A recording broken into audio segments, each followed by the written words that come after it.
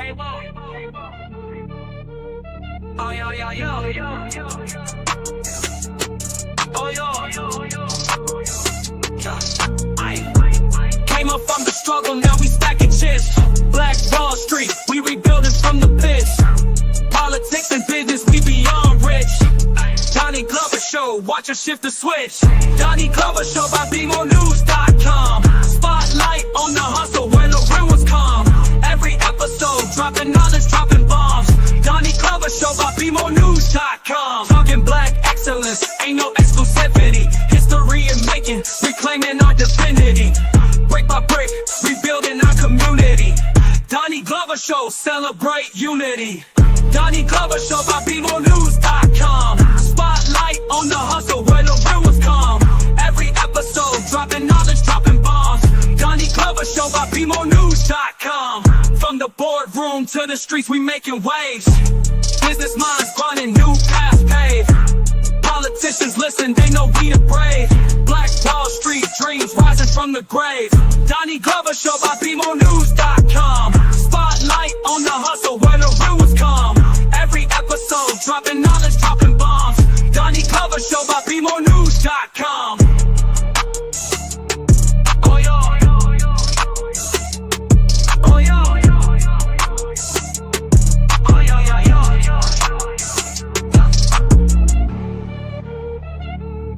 Oh, yo. Oh, yo, yo, yo, yo. Oh, yo. Oh, yo. Oh, yo, yo, yo. From the boardroom to the streets, we making waves. Business minds grinding, new paths paved. Politicians listen, they know we the brave. Black Wall Street dreams rising from the grave. Donnie Glover Show by BMOnews.com. Spotlight on the hustle where the real was calm. Every episode, dropping knowledge, dropping bombs. Donnie Glover Show by BMOnews.com.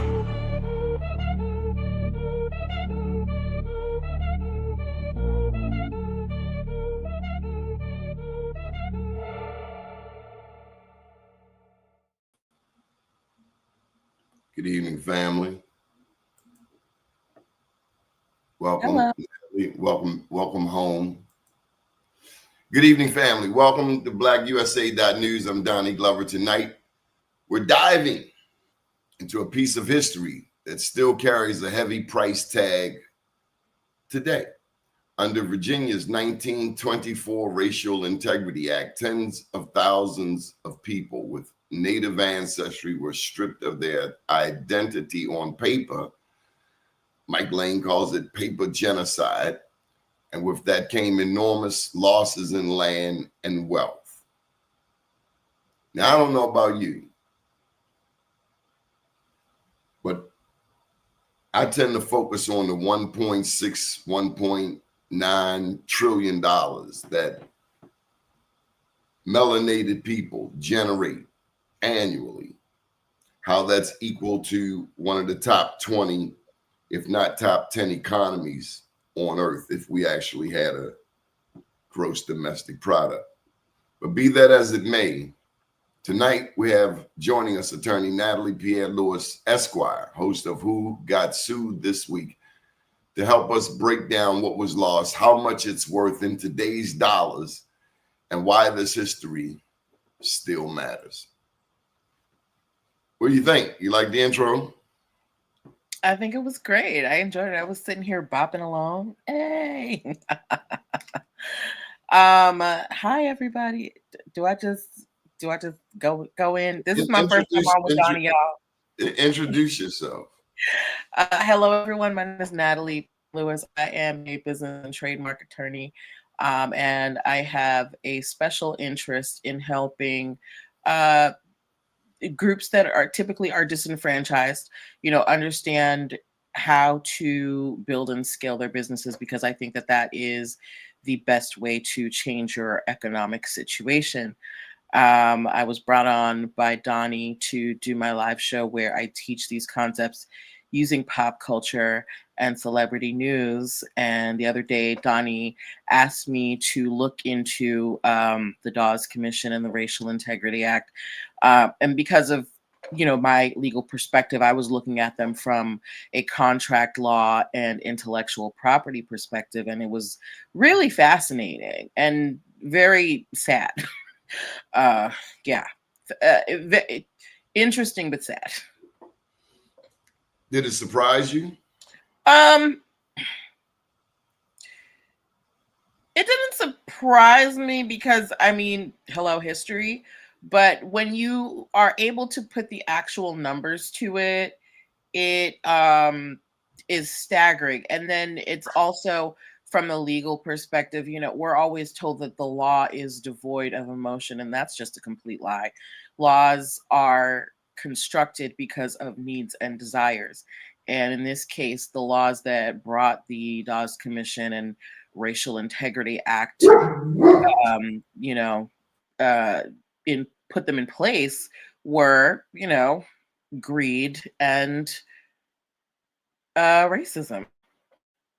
It was just a matter of greed and racism. I don't know if you had things that you wanted to talk about before. Oh, no worries. No worries. So Okay. We have started this discussion 3 weeks or so ago. Mm-hmm. A family discussion asking who we are. Those of us who have been in this, or descendants of people who have been in this North America or the Americas. And if you ask me, that actually should include the Caribbean too, but be that as it may. And what we found is, as some of us become more and more aware of who we are, we have to rethink how we define ourselves. Do we have to? Oh, sorry. Some people think that. They have, for instance, some of the very fine people who listen to this show identify themselves as Native American, not Native Black American. They want nothing to do with the word Black. And so what we are attempting to do with this conversation, because we respect everybody. We've asked, are we Native? I have Blackfeet great-grandma, Puerto Rican on my mama's side, and who knows what else in there. But be that as it may, I still love the Native story, the indigenous story, the story of the peoples who have been here in this land for hundreds of years, for thousands of years. Some are serious students on here. They go back to the Ice Age. Okay.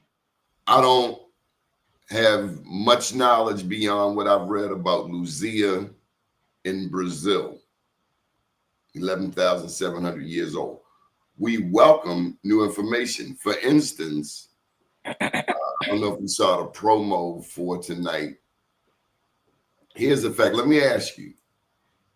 You've read a couple of books in your life. Where do you find the most pyramids in the world, Africa or the Americas? Well, you said the Americas, so I'm going to say the Americas because you have a lot in South America. So let me, okay, American Indian, with all due respect, American Indian is the name. There you go. Thank you, DJ Sweetness. Be nice tonight. I want no stuff. VA's finest, Virginia's finest. American Indian is the name. And I respect who you tell me to call you as. I respect that. And I feel the same way. Just don't call me late for dinner.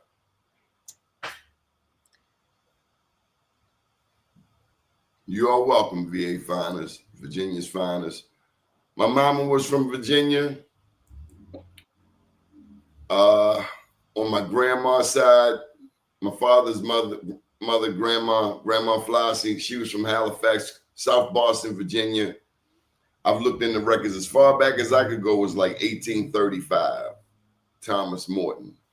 Gratitude. Much love, DJ Sweetness. You ain't got no, you get no smoke here. One no smoke. It's Friday. She will drop the hammer. She don't play.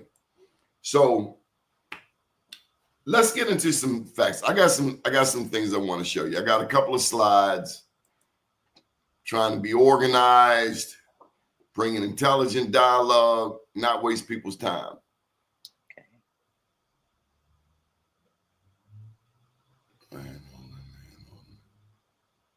I'm going to take a stab and go this way. I think that's the way. Land estimate from the records and historical scholarship. And we're just talking about in Virginia. We're talking about Walter Plecker, the Racial Integrity Act, 1924. And so I just put a hypothetical in there. Niji, thank you, Alexander. Well, you got to tell me where these mounds are. Do you know about the mound pyramids, Natalie? I do not. Everything that I know about this issue has been the things that you kind of suggested, the Dawes Commission and the Racial Integrity Act. Of course, I know the things that I learned in school, but my knowledge of indigenous and American Indian things is limited. I will say that. Virginia's Fine says Baltimore has all the mounds. I saw one as a kid going back to 1968, right there at Collington and Patterson Park over that way, right off North Avenue. And they are essentially, they're made of mounds, grass. I have to put one up for you. But for now, from the records, historical scholarship likely lost 100,000 just in Virginia alone. Because when I go into the AI joint, I typed in the question, guesstimate how much land was snatched. And this is a conservative estimate. So if I got categorized as African American, that means I have no access to this land. And this is a guesstimate of how much we got robbed. Mm-hmm. Likely lost 100,000 to 250,000 acres statewide. And that's conservative. Mm-hmm. The land values in Virginia in 2025 language or numbers would be 5,000 to 6,000 per acre. And so the price tag they came up with, let me move this out the way, 500 million to 4 billion in today's dollars. In Virginia? In Virginia alone. Okay. I mean, I'm not asking you to be a financial wizard. No, because what I did, I kind of went, I did some research on, what was the land that was affected by the Dawes Commission, because they did the five, what they call the 5 civilized tribes, and what would that value be for today? And with the research that I did, they said that the American Indians, they had about 138 million acres, but they lost about 300 million. Huh? Top cats. I don't know how to reach you, but I'm gonna put my number right here on the screen because I want you to catch it. I don't know how to reach you, big brother. The schedule you on. You know him? And again, this is information that I found through my own research. And it's only speaking about what they call the 5 civilized tribes, the Choctaw, the hold on, give me 1 second. The Choctaw, the Cherokee, the Chickasaw, the Creek, and the Seminole. They're saying that based on the land that they controlled, they had about 138 million acres. They lost maybe about Chief top cats. Understood. Excuse me? Paying attention to the comments. Oh, okay. They lost about 90 million acres, and at the low end of value, getting the value of that land that was covered by the Dawes Commission and those 5 tribes, it would be worth about $458 billion today. Wow. So that's I guess the Midwest, Oklahoma, and surrounding states. So, and that's at the low end. That's not, they're saying that at the high end, it could be somewhere upwards of $4.5 trillion. And they're not just including the cost of the land. That's, what did you find on the land? Like how many people found oil under the land, or minerals, or, were able to sell that land to the government for use. So this is kind of along the same lines as when Georgetown had that whole controversy with the slaves that the university owned, and they were trying to evaluate, how much wealth did you strip away from these people by owning them? And it was basically, they couldn't count it. They couldn't. So, and it's not just about the land, it's about what's tied to that land, what people who were buried there, just cultural connections. Hey, Joey. My sister's in the live. Yes. So it's the money that the money that the United States was able to swindle from. That's your sister? Yes, from American Indians. Oh no, not that. Glam Studio J is my sister. The money that the Hello, Glam Studio. That the current, well, not current, but that the invading force was able to take away. I don't even think it can really be properly calculated. Hello, Magnes. My whole family is in this chat. Hey, y'all. Okay. It's innumerable, because when you think about the Dawes Act, the Dawes Commission, and separating it into individual allotments, right? First of all, American Indians didn't even believe in owning personal property. So you're asking them to change their entire mindset, which changes their entire culture. So bringing European law or whatever law they brought here and trying to integrate that or essentially break down basically Native American culture by using European law. I mean, it was smart, but it was also devastating, right?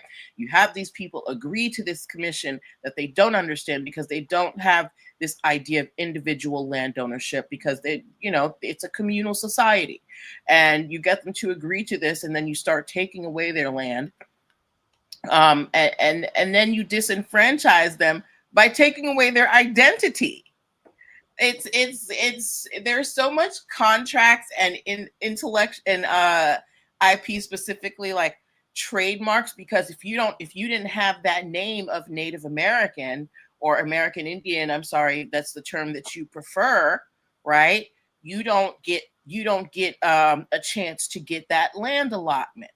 And who decides whether you're Native American? Usually the white people in charge.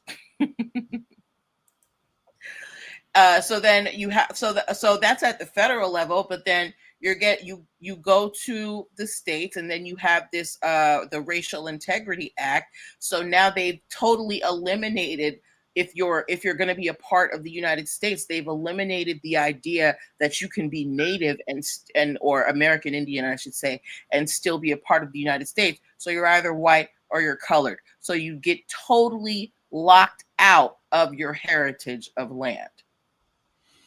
So here's a bit of American history for you. Sarah Rector, also known as Sarah Rector Campbell and Sarah Campbell Crawford, born March 3rd, 1902 to July 22nd, 1967, was an American oil magnate, since childhood. She was the richest Black girl in the world. Under the Treaty of 1866, due to birthright as a Black grandchild of Creek Indians born before the American Civil War, she inherited land. It was surprisingly discovered to be oil rich and produced over $300 US, equivalent to 10 grand these days per day. So she was known as the richest colored girl in the world, Sarah Rector. Let's give you some of these comments. So Black people were tycoons. Glover's in North Alabama. My granddad was from Orangeburg, South Carolina. George Witcher. Thank you, George. Much love. So this is an example of a melanated person, a Native American, who did get her props. She did get her money, her coins, as some people say.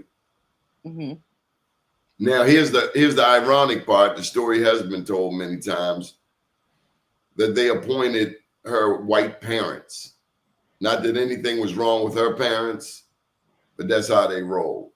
If we're going to give you this money, you're going to have some white overseers, if you will, to manage your money. And you know they come. Yeah, you can imagine what the game was. Mr. Setup. They could. I mean, everything was done so that they could eventually get control of at least the best parts of the land. You know, they did it first by saying you could only get land. You could only get land if you were Native American, and they were like, "Well, we get to decide who's Native American." So it was just you were lost. You lost coming or going. Did you find out did you learn anything else in your, as you were researching this topic? Well, yeah, I was reading about, I'm actually interested in the current lawsuits, or the recent ones. I want to do a deeper dive and see what's going on with those. Has anyone been successful in suing for recognition as an American Indian? They named some cases that I saw, but nothing that seemed to be like, I don't know how to, that seemed to be, that one case that is like, all right, this is how we're going to determine whether you're, whether you're Native or not. And I think that's on purpose. The erasure, with that erasure, you don't have your paperwork. You're not able to keep your familial, line intact. Some people may have done that, but let's say you came from a Native family that didn't convert to Christianity. There wasn't the family Bible where you're keeping everybody's name in. A lot of the history is oral. So what you're hearing, you heard from your grandmother that, you're such and such, and that's your proof. The system was set up for them to fail. It's like, it's that not a joke, but that trope. How many of us growing up heard, I got Indian in my family, right? Because probably somewhere back there was an American Indian in there, or some Native. My family's from Haiti, so my mother told me, yes, we have Indian in our family, because probably somewhere back the Taino natives, intermarried with the slaves and the white, and it's all mixed in there, right? But there's no paperwork, because that wasn't something that we really did as societies. Honestly, paperwork ain't from white people. And not to say that it's a bad thing, but imposing that type of law without taking the cultural competence into consideration, it destroyed the economic backbone of both the American Indian and African American populations. Now, I got to put this out there because this is a bit of an aside. I'm big on history. Now, he says Sarah Rector was the first Native American millionaire. And so that would go against, and I'm not challenging, but this is who I thought was the first melanated millionaire. And if we're not saying the same thing, then I get it. But this cat is a little, I think he's when I say she died in, he was 1810 to 1848, an Afro-Cuban settler. He's one of the founders of San Francisco, William Leedsdorf. Leedsdorf.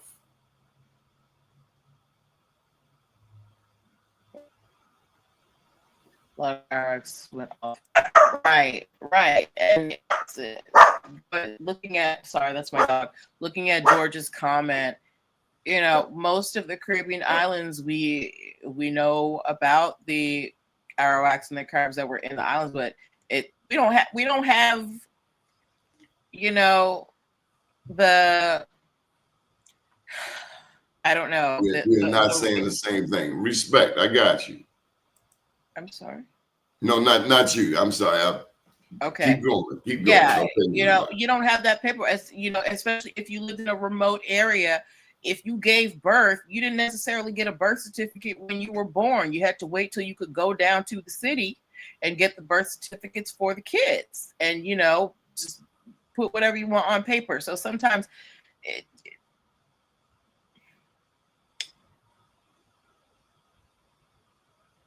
Europeans, this genocide was real. It was bloodless, but it was devastating. It took away people's identity because, yes, maybe you were a freed slave, but if you were living amongst American Indians for a good portion of your life, and then you've intermarried, you have children, you know, you're planning a future for them with your people, and then all of a sudden they're like, these aren't your people. And it wasn't just from the Europeans. It was also there were tribal leaders who didn't want to give freed slaves status within the tribes.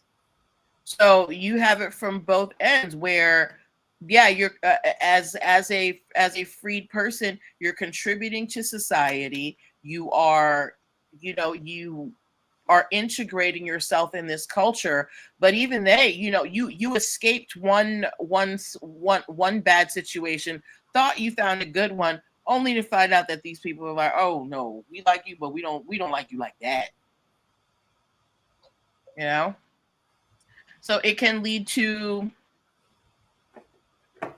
a real identity crisis. It may have led to a real identity crisis for some African Americans, where they felt like, they had to deny their African American ancestry if they wanted to continue in the tribe, or they were just forced out because they were labeled as African American.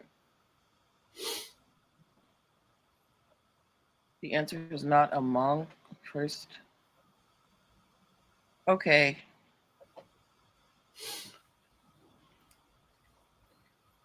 Craig, I am not a scientist. I don't know biology, but I know very dark-skinned people who have very light-skinned relatives, and yet they share the same lineage. I've learned to be careful judging. I remember meeting Mr. William C. March. Are you in Baltimore, Natalie? I'm in Hyattsville right now. So you're more so DC. Yeah. William C. March was a noted funeral director here in Baltimore. As a matter of fact, he became iconic. He took the industry to another level, roughly from 75 until he went home. He put that whole, somebody comes along and like Netflix and just totally, that's what he did. There are others who have come since then, but he was very fair skinned, and his hair was straight. And it's so interesting, Craig, because the same thing that was done to us, we now do it to ourselves. I think they call it Stockholm syndrome, or Patty Hearst syndrome, where you end up taking on the characteristics of the very people who oppressed you. I'll be right back. Yeah. So I don't judge people by their complexion. Nobody has control over their complexion, and mess around and find out people who have more melanin in their life and their livelihood than do you. Joined the broadcast, my family was on Plecker's hit list. Were they? So I do understand that there were surnames that were assigned to different people in Virginia. If you'd like to come on and share your story, I'll put the link in, even if you want to share audio. Just don't talk about my mama. That's what I say. What you talking about? What, Candy Bar? What? If you'd like to come on, please, the link is right there. Do join us. Welcome back. Oops. Welcome back, counselor. Hello. Yes. Okay. So where were we? Oh, so I was saying that. Oh, we're talking about the first Native American millionaire. Okay. All right. Sarah Rector was born in 1902 near the all-black town of Taft, located in Indian Territory, where descendants of the Muskogee Creek Nation people could be part of the nation. So Sarah Rector was the young lady that you put up there who was assigned white parents? Yes. First Native American millionaire. Okay. Well, then what is Craig? So what did Craig? Well, I don't know if you recall, I had a picture up of William Leedsdorf from right. One of the founding fathers of San Francisco. Anyway, okay. Here we go. That statement in regards to our ancestors had to call themselves American Indians and not African American in order to obtain something that's outlandish. Well, what's your evidence? I'm saying it's possible. I am not claiming to be an expert in this area. I was asked to come on and look at it from a Craig. From a legal perspective. So please don't take what I'm saying as I'm saying that I am an authority on on American Indian issues. That is not what. Yeah, she's an attorney, y'all. I didn't bring her on to be any expert in any other way. Simply as an attorney, I wanted to clarify this amount right here because this is not something that I hear discussed a lot. I like the money. I'm a bottom line person. All right. Well, these numbers are for Virginia. The ones that I looked at were for the area covered by the Dawes Commission, which is the Oklahoma and surrounding territories.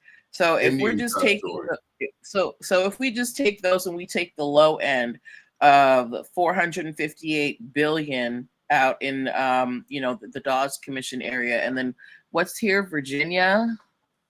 Yeah, on the conservative side, 4 billion. I like the bigger number. All right, 4 billion. Let me see. If we take 458 and divide that amongst the 5 tribes. So let's say that's about 90 billion per tribe or per tribe, right?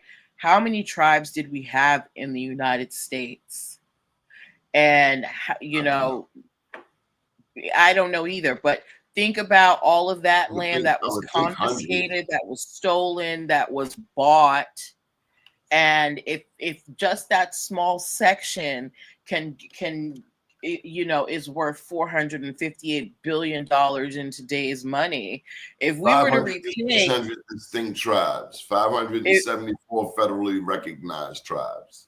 Okay, if we were even to attempt to repay you know, American Indians in either land or, you know, greenbacks, this country would no longer exist. Which is why they're probably invested in making sure that these lawsuits aren't successful. But what stuck out to me when I was doing the research was in contract law, you have these stipulations as to how you can enforce a contract. The person has to be of age. The person has to be of sound mind. The person has to understand what they're signing, or you know, and they can't be under the influence. And you have these invaders who came, devastated the land, attacking the people, killing their children, killing their women, giving them diseases.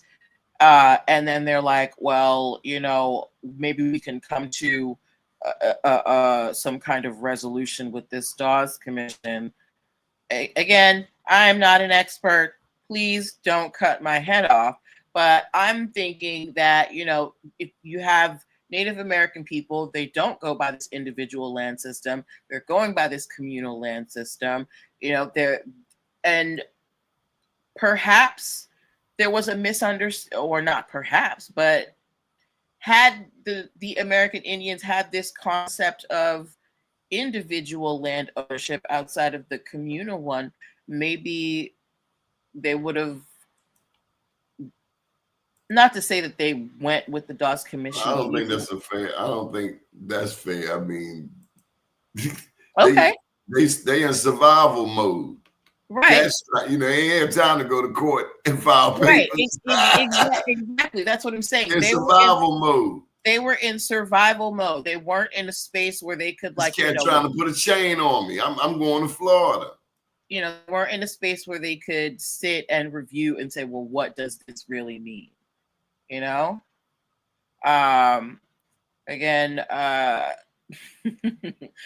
people, please don't cut my head off. I am just giving my opinion based on a legal perspective, right? So you presented these legal concepts to people who had no idea of these concepts.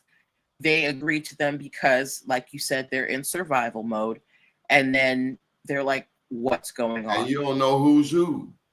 Exactly. I mean, people coming at you with all kinds of lies.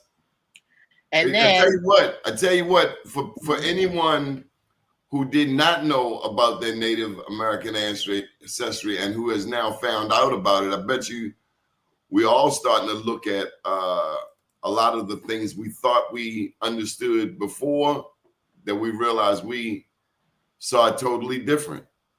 Like the one drop rule. We always thought, and I'm going to put this out there, we always thought, so I thought, the one drop rule meant you got one drop of black blood, that means you're black. Yay. No. that was just a crack in the door for a William Plecker to come in and say, oh, no, you one drop of black blood, you black.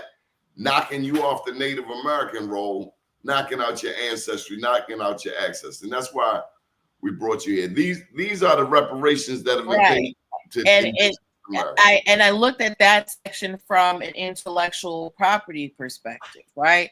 You have these African Americans who are looking to get that trademark of American Indian because it's theirs, because they were born in it, and they're going to get their trademark. They go and apply to the USPTO or this commission, who is also a party who's opposing their identity. So it's like going, hey, you see me working. So it's like when you apply for a trademark, right? You give it to the USPTO, and then they put love dogs around here. I want you to know, okay? We love dogs. Okay. Yes. Ruff. So you apply to the USPTO for the trademark. You say, you know, this name, it represents my brand and what I am. And the USPTO, they can say yay or nay, and they can also put it up for opposition. Toby, now. So let me get some of your comments in here. If we put it, thank you, OMGITSGB. So then you go into, so then if we put this in the terms of the Racial Integrity Act, right? You're trying to go to the state government and say, hey, I'm an American Indian because here's my information. But not only is the state government the governing body saying that, you know, who gets to determine who will say whether you are an American Indian or not, they're also the party who's out there opposing your trademark or title as an American Indian because it's in their best interest, because they want to keep that land. If they can keep as many people off of the American Indian rolls as possible, that's less land that they have to worry about giving up. But those were from a contracts perspective and intellectual property perspective.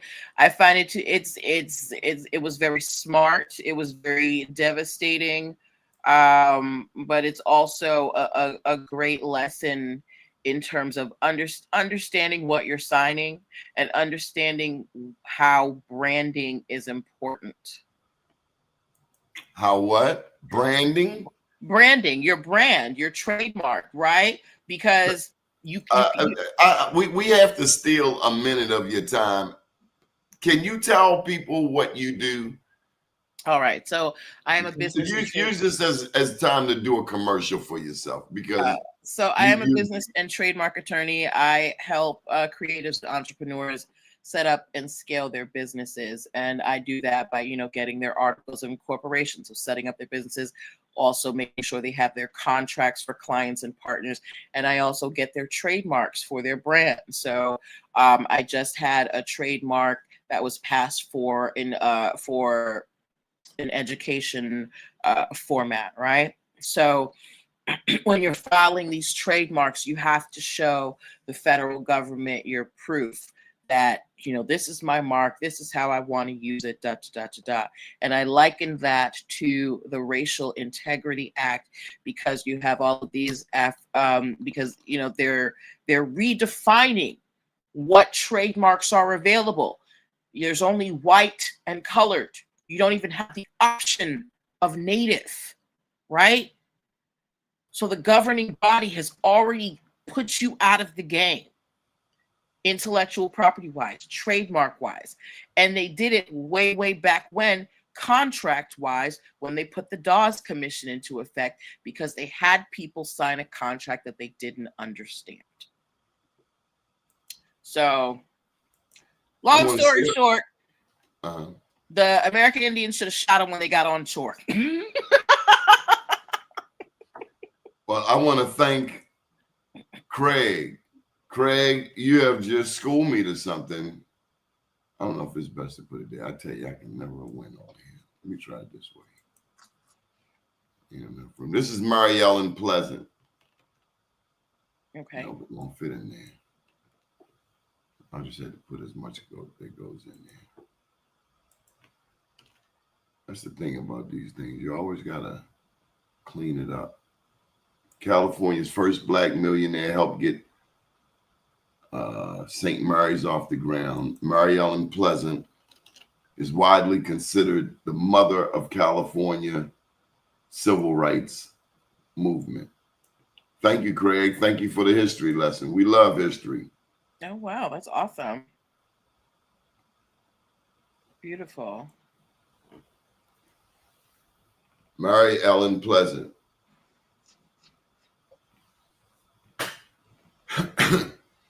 How can people reach you? Who, me? Yeah, don't you do business? I'm big on business. I'm sorry. I thought we were getting back. I didn't realize we were still in the commercial part. Please sell yourself. Yes. So if you are a person who is in need of business legal help, please contact me. I am on Instagram at NPL Consulting. I am on Facebook at NPL Consulting. I am on TikTok at NPL Consulting LLC. I'm here on YouTube, NPL Consulting. So you can Find me everywhere. I provide free 15-minute consultations for first-time clients. So if you just want to kind of have a chat to see how I can help you, that I do that. Okay. So they make a great point. Now look here. Yes. You ever heard of cognitive dissonance? Yes. That's when, even though we've been shown evidence that we are Native American, or many of us are, because I go back to Skip Gates, and I wrestled with this for years. Skip Gates said that 2 to 3%, that's the Harvard professor, 2 to 3% of Black people had indigenous roots. First thing I wondered, was he like Chikanta Diop, who was a physicist, a scientist, actually measuring and looking at genes and microscopes and electrons and protons and so on and so forth? Or is it something somebody told you? Because the only way you would know if 2 to 3% of Black people had indigenous roots, that means you did a pretty good sampling. And we moved all over the place, particularly from the Southeast to various parts, up north, Chicago, New York, or out west. So, I'd like to address Empress 444's comment. Yeah, but I love reverse engineering history. Thank you, Craig. Empress 444 said trademarking does not erase ancestry. I totally agree with you. What I'm saying is that African Americans were fighting for their title of being recognized as both African American and American Indian, and the government was saying you don't even have the option of American Indian because of the Racial Integrity Act. So they eliminated. So if we liken nationality to trademarking, to a trademark, I'm Haitian, I'm Choctaw, I'm Brazilian, they eliminated the option of Native. So you didn't even have the option of legally being recognized as Native. That's what I mean by comparing it to trademarking.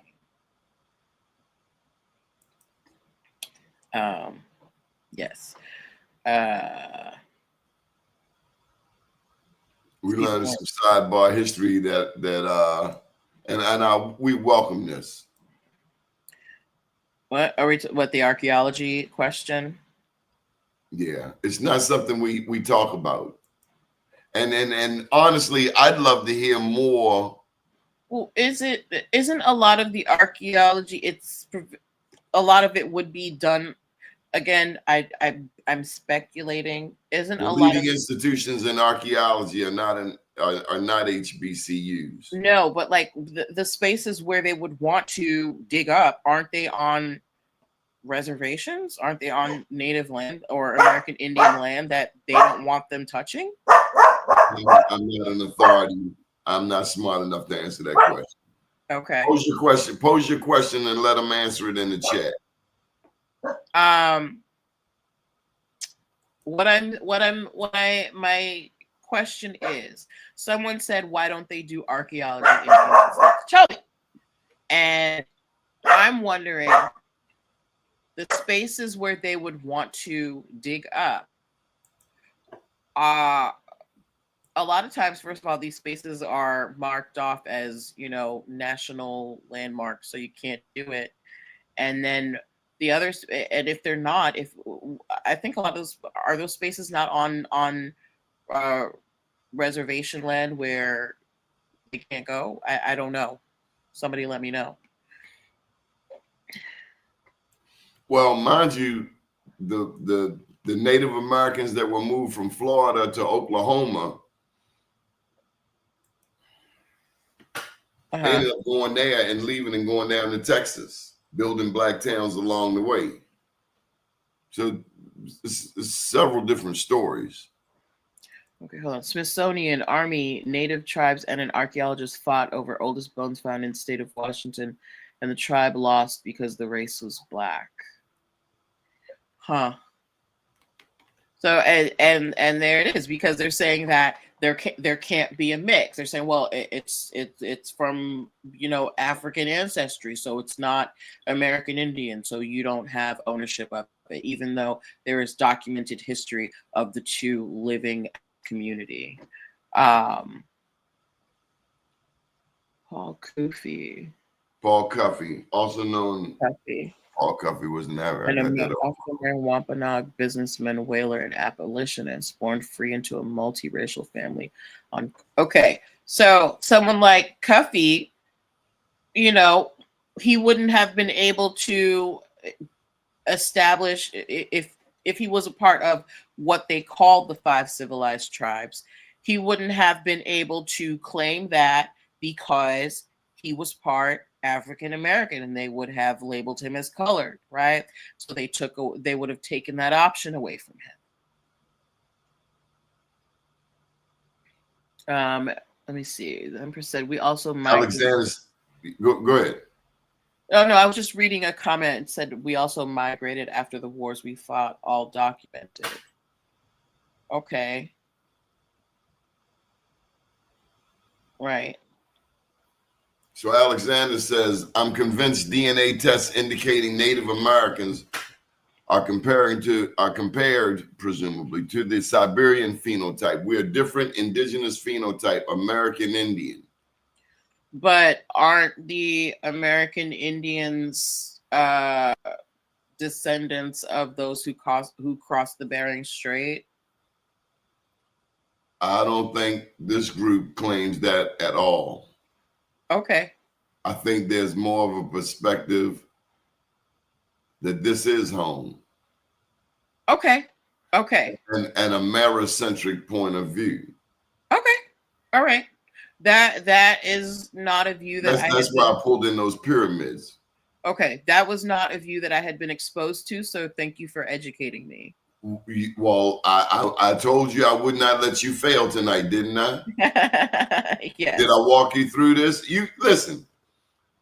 I love, and we didn't plug. We need listen. We need to take a minute and acknowledge how we did hook up, and that's your cousin Andy. Tell him who Andy is.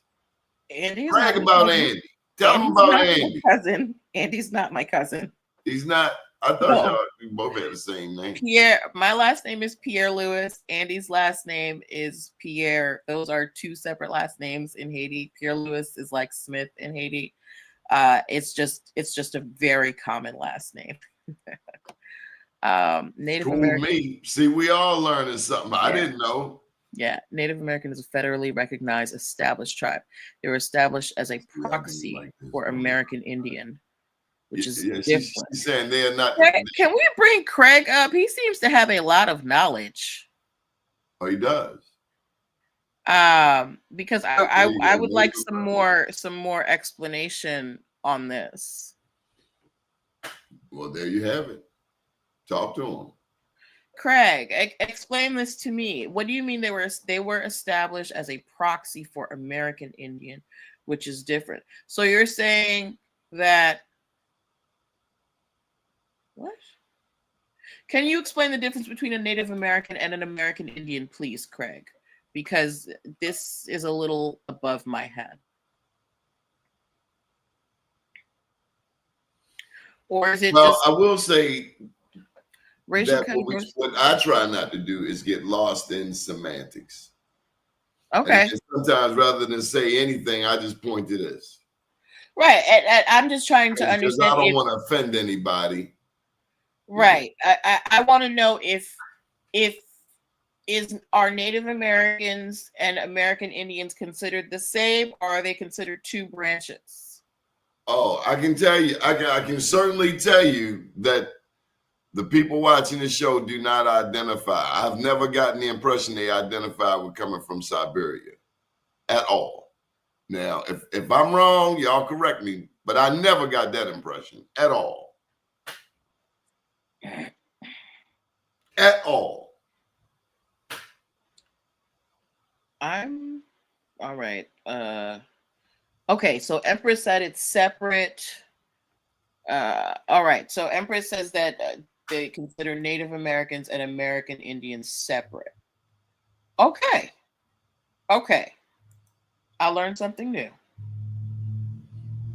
That's what it's about. That's what it's about. We all learning something new. How many people know about Haiti? You know, I love that story about Haiti. A lot of people don't know about Haiti. All we hear about Haiti for real is negative. And I assure you, you will never hear anything good about Haiti in your lifetime. Why? Because Haiti kicked Napoleon and the French square in the hind parts and straight out of Haiti. Native tells you where you were born. Native New York, Native Floridian. I'm Native American all day. Native, according to Black law, it means a natural born subject or citizen, a citizen by birth. So if we're saying they saying they were Native American before any law came here. Right. I'm not saying anything else. I was just trying. There seems to be a New York as well have Chibcha from Boyaca, Colombia. Boyaca. So for those of you who are saying that Native Americans and American Indians are two different branches, are you saying that American Indians originated here, meaning they did not migrate from elsewhere? Now that's where you asking the next level. That's the upper level course. You had to bring in some deeper historians than me because people that's, are bringing that's beyond my pay grade. People are bringing in Siberia and Mongoloid, and we know that there are 3 races. We've got Caucasoid, Mongoloid, and Negroid. Yes.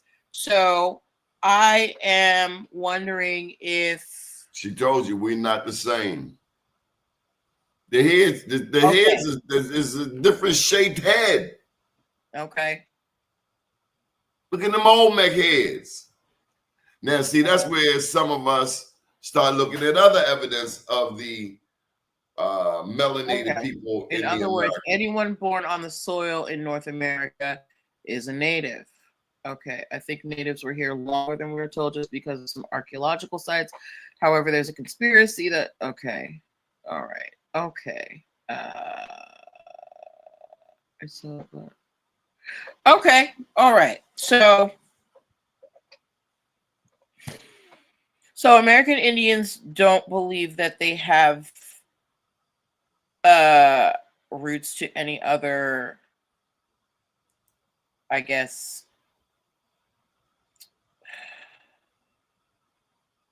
like they didn't migrate, or outside of way back, like Pangea style.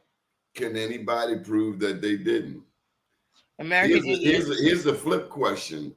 Okay, Ken said American Indians are from America. We are the Indians of America. Can you pull up these comments yourself? Me? Yeah. I don't know. Can I? Okay. American Indians are from America. We are the Indians of America. We didn't migrate anywhere.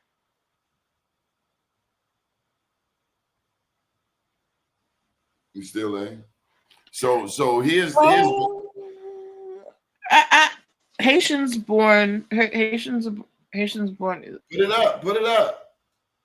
I'm going. These things are going past. Hold on. Let me go back. There's a recent designation. Hold up. New York. Native American is a recent designation given to its current people. Anyone born on the soil in North America is a native. Natives were here longer. Some people believe it's longer. Candy Bar, what were you saying correct to? Sobek said you're right. It's a lot of white, but I'll be honest. Okay, that's something else. Haitian-born person is native to Haiti. If you move to America and have kids, those kids are not native Haitian. Okay, I understand that. We're not the same, but we got mixed, especially during slavery. American Indians are from America. We didn't migrate anywhere. Once a person from Siberia or Mongolia reaches America and has a child, that child by law is a native. If you don't okay, if you don't have the paperwork to prove that you're American Indian with a tribe, what would you say? That is a good question. So for those of you who, okay, these are great comments. For those of you who Can may we have deal with them one at a time? I'm sorry. sorry. Come on, host. Let me get off. Let you go. This is Donnie. You invited me here. It's your show. I'm gonna get some coffee. But okay. But for those of you who hold on.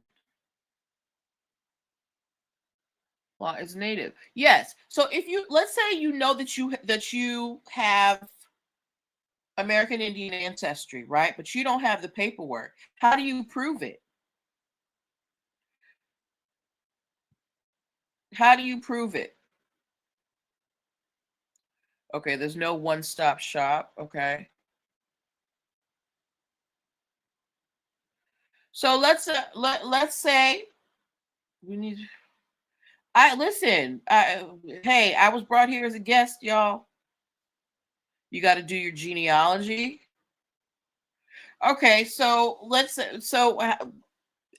how do I do the genealogy? Are we doing, like those DNA tests? Are you going to your family and trying to do an oral history? I'm really trying to understand if I wanted to go to court and sue to be recognized by an American Indian tribe because, I can show that my family is part of them, what do I do? Okay, Empress said genealogy. It's crazy to think that as someone who's went to the school. Okay. The creator is going to prove it. This is bigger. Okay, the creator is going to prove it. But if I want to go to the court so I could get my land as a child of a native tribe, how do I do that? Webster Dictionary, originally applied to copper-colored races. American originally applied to the Aboriginal or copper-colored races found here by the Europeans. Okay. DNA is not genealogy. Genealogy is your paper trail. Okay, Empress 444. I understand that, but let's say that my family lost all their paperwork, lost my paper trail. How do I prove that I have American Indian genealogy? This is what I'm asking you guys. This is an area that I am, let's say,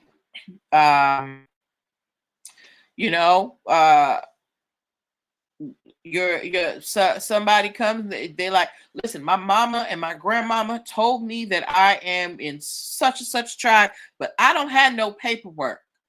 How do they do it? Genealogy is the lineage of your people, your father's father, etc. Hey guys, let's keep it even. Let's keep it even. DNA is not genealogy. Genealogy is the lineage of your people. Empress said said do the work. I've been building my tree since 2012. I'm in the 1400s.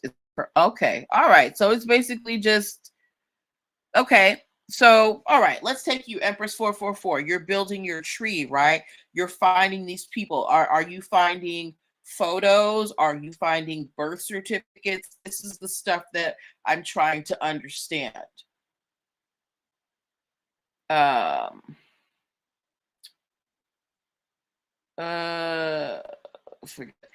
I heard about them testing companies. I ain't doing that. One has to do genealogical research by searching census records, marriage and birth records that can be obtained through the Vital Records Department of your state. Okay. All right. Okay. All right. And then let's see. There are tribes that I have found surnames, but they aren't accepting applications. And sometimes it seems like they are gatekeeping. What do you do? Well, and that's something that I found when I was doing my research. The gatekeeping might be very specific because, again, when they did the Dawes Commission and these racial integrity acts, the tribes lost a lot of their land. So they may be trying to hold on to, the little land that they have left. Genealogy is the key. Who descend from by paper, birth certificates, census records, war documents, land patents. Okay, all of the above. Land grants, probates, you find it all. Okay. Okay. All right. Cool. All right. So this is very painstaking work. A few months ago, I went to my family reunion. Like I said, my family's from Haiti, and they have been working on our family tree for years, and trying to figure out, who started our city. And we actually had the elders of our family come and talk about, the city when it was first formed, who moved there, who started the city, and things like that. Okay. All right. Where is Donnie? Donnie! So again, I am just starting in this area. I'm just starting in this area, and I'm literally looking at this issue from a legal perspective and how it compares to our modern legal system and things today. And I just think it's very fascinating from a contract law perspective and from an intellectual property perspective, because essentially Europeans came and legally wiped out wiped out entire groups of people with the stroke of a pen.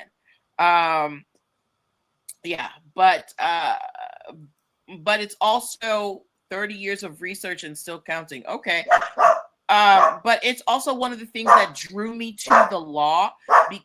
Hey, because as much as people may think that the law is boring or devoid of emotion or has nothing to do with real life, the law is based on what happens every day. The law is reactive to what is happening in society. That's why laws are so slow to change, and they change so minorly, because they want to stay in step with what's going on with society, right?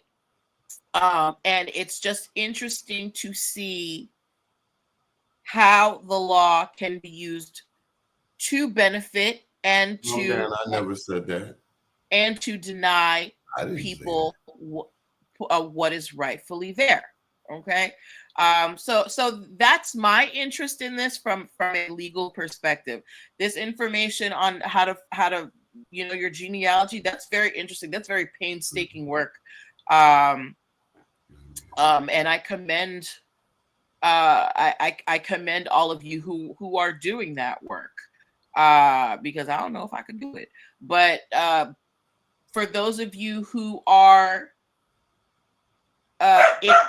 intentional or are intent on proving or finding your American Indian ancestry, take some tips from the comments. Do your genealogy work. It's not going to be easy, because think about all that land that was lost. Just in the Oklahoma area, it was 90 million acres of land, right? And in Virginia, you've got $4 billion worth of land. So maybe it's worth it to you to do that history search and and find those records that prove your family's because they're erasing your family's existence. France will have some of your records as well, because St. Croix, Haiti, St. Domingo, look into the sugar wars. Okay, thank you, Empress 444. You're very knowledgeable. Network and get clues from the community. Yes. Yeah. So Yeah, the DNA test, I was just throwing that out there as an option because I don't know how you would prove Native American ancestry without paperwork. But you guys are saying that, it's not just paperwork that you have. You got to go and look at the record. So, you got to go dust off those books. You got to find those libraries. You got to go into those into those government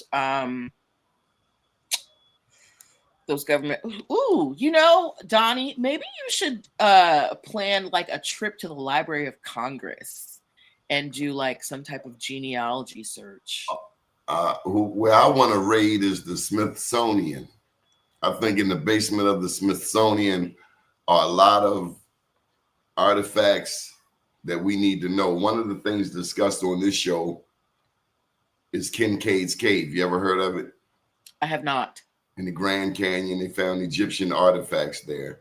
Oh, wow.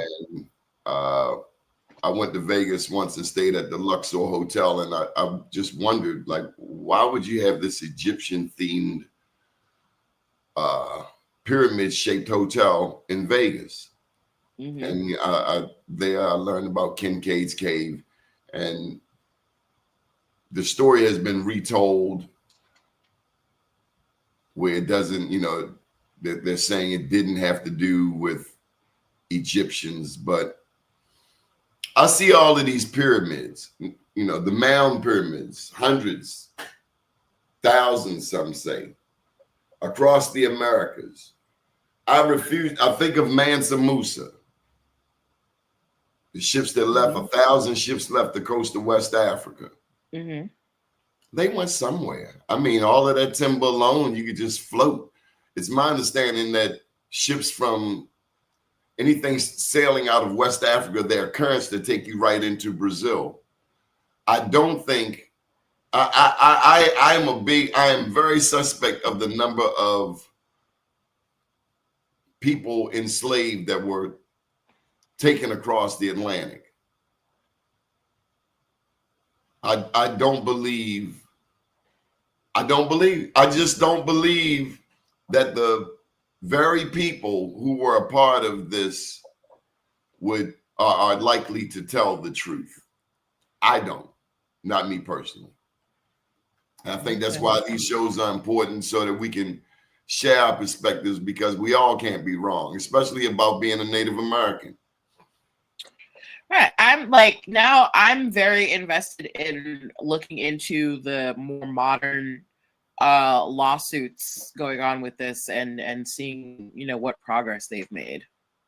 Well, I wanted you to know that there are people out here who would love to hear your insight on it. And thank you. Let me just thank you publicly for investing in this. Your time is valuable. How much you charge an hour, attorney? $297. There we go. So I wanted to bring the people a legitimate. You've been doing your show. You've been covering a lot of. Tell them what your show is often is what you normally do in your show. So what I normally do is I take pop culture, celebrity news, and I take the ones that have concepts that that you can take for as a business owner and use them. So it's usually like I talked about Robin Thicke getting sued for posting a picture of himself on his own Instagram, because that Instagram, that photo had a copyright owner and the photographer, and there is a current scheme amongst paparazzi because they're not making as much money from their photos. Now what they do is they sue celebrities who post those photos for copyright infringement. And a lot of times, you can get $10,000-$20,000 from a celebrity for suing them for copyright infringement. So that's why I talk about, getting your copyrights in order and making sure that you have the proper licensing. I talk about, trademark infringement cases. Who do we talk? We talked about the Cracker Barrel changing or trying to change their logo and how brand identity is really important. One of the very first stories I talked about was if you guys know Black China, this was what launched my show. She had lost her business license because she just didn't open the mail. They sent her all these notices to, file her annual thing. She just never did it. And they dissolved her business. They suspended her business, and I was just like, you can't just ignore mail from the government, from the state, right? So I teach concepts that business owners need to know, so they can grow and scale with confidence. Because as much as we say we're a country that's built on small business, they don't teach us how to run one. So I make it my mission to teach people how to how to properly run your business. So if that interests you, please follow me. Let me give you some space. That's NPL consulting firm. Yes. Okay. On IG. I'm also on TikTok, Facebook, all the apps. I tell you, I've been doing radio since I was 15. I did a show for Radio 1 for 21 years, the longest running show at Radio 1. And then one day they started charging me. All of a sudden, whatever. And I thank God for it. I mean, I didn't like it at the time. I had a little but anyway, I thank God for it because we found this. And I've been doing YouTubes probably since 08, 09. We have about 7,700 videos on this channel, including multiple visits to the White House, some videos from Africa, from Middle East, different places. But I have come to really, really love this platform. And this topic is near and dear to my heart. Ever since I was a little kid watching cowboy and Indian movies, I always rooted for the Indians. And just always have been drawn to it. And then as you get older, your father tells you about your grandma, your great-grandma. And she was Blackfeet, a member of the Blackfeet. And you start to uncover. My dad and my mom are gone, so a lot of the stories, grandma, grandpa, they all gone. So we have to connect those dots. And now being a grandfather myself, I now have to make it my business. This is in real time, Natalie. I have to make sure I share these stories with my grandchildren. Absolutely. Because I'll share this one last caveat. Some people years ago were shamed. Like, don't tell nobody. They were told in their household, don't tell nobody you're Native American. Don't say that to nobody, as if something, with fear of retribution and right, taking your place. We're gonna put the rest of these comments up. This is from Nightcrave, Land Trust and Co-Man. Right back. Huh? Okay. Land trust and co-management, establishing land trust to hold land and trust for indigenous communities. Thank you, Empress. Black China Mamas, born in San Domingo, prime example. We are indigenous. We are bound to this land by heritage. That's why we can't be deported. Yes, you may. I love the love, and I love us, man. Look, this is great vibes for me. I got get ready. I got class in the morning. We'll be back tomorrow night. We'll be talking with some of the Baltimore basketball legends. I know it's not native, but if any of you, and actually Timmy Green, who played for the '73 Dunbar champions, national champions, Timmy Green actually has Native American. I screen everybody coming on now. If you don't have indigenous, you ain't got nothing to add to the conversation. That's all people want to talk about. There's an identity that we want to know who we are. Moorish, Hebrew, Moors. I'm invested in the conversation, so I'm definitely going to be looking at it from a legal perspective. And if I find some cool stuff, I would love to come back up here and share it with you guys. Yeah, that says it all right there for me. Thank you for joining us. We'll be back tomorrow night. Sunday night, we'll get back to the indigenous. Donnie Glover. Do check out bemorenews.com. Guess who rolls up on me today? I guess I kind of rolled up on him. I couldn't believe it. On Pennsylvania Avenue, Don Lemon. Oh wow! Yeah, he does. He's got a YouTube too. Yeah, well, he's on my YouTube now. Yeah, you could get charged unalive or many consequences for saying You're an Indian. I'm sorry you feel that way. Oh, well, yeah, you could get. Yes. Yeah. See that? Oh. You didn't know that.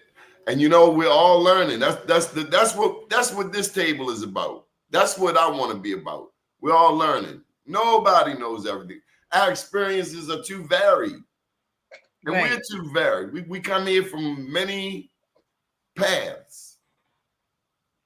Osayo fam. All players are indigenous giants.